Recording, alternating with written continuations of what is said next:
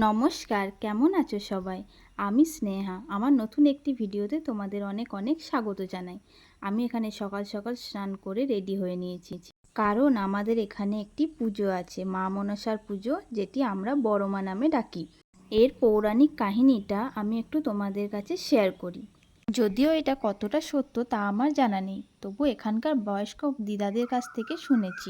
আগেকার যুগে যেমন মহামারী হতো, তখন এই মহামারীর কালে এই ঠাকুরটি আনা হতো পুজো করবার জন্য। এই ঠাকুরটি মন্দির যেখানে রয়েছে সেখানে একটি নিমন্ত্রণপত্র যায় এই গ্রাম থেকে।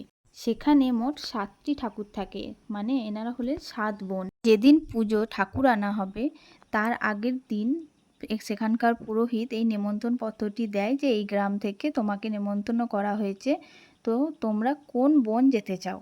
তো সেই হিসেবে রাত্রে দরজাটা বন্ধ করে দেওয়া হয় এবং পরের দিন সকালে ঠাকুর আনতে যাবার সময় সেই পুরোহিত দরজাটি খুলে দেখে যে ঠাকুরটি এগিয়ে এসেছে 7 বোনের মধ্যে, সেই ঠাকুরটিকে নিয়ে আসা হয় পুজো করবার জন্য। এরপর সেই বড়মা ঠাকুরটি নিয়ে আসার পর এখানে ঢাক বাজিয়ে গ্রামে প্রত্যেকের বাড়িতে বাড়িতে পুজোর জন্য নিয়ে যাওয়া হয়। পুরো গ্রাম ঘোরা হয়ে গেলে এনাকে একটি মন্দিরে প্রতিষ্ঠা করা হয়। যদিও এনার কোনো নিজস্ব মন্দির নেই, আমাদের এখানে দুর্গা মন্দিরে এনাকে প্রতিষ্ঠা করা হয় এবং পুজো করা হয়। অনুষ্ঠানটি গ্রামে সবাই খুব জাঁকজমকপূর্ণভাবে উদযাপন করেন।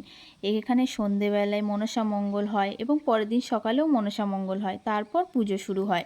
এই সময় গোটা গ্রাম লোকজন আত্মীয় স্বজনে ভরা থাকে। ভিডিওটি ভালো লাগলে অবশ্যই একটি লাইক করো এবং সাবস্ক্রাইব করে পাশে থেকো। দেখা হচ্ছে পরের একটি ভিডিওতে। সবাই ভালো থেকো, সুস্থ থেকো, টাটা।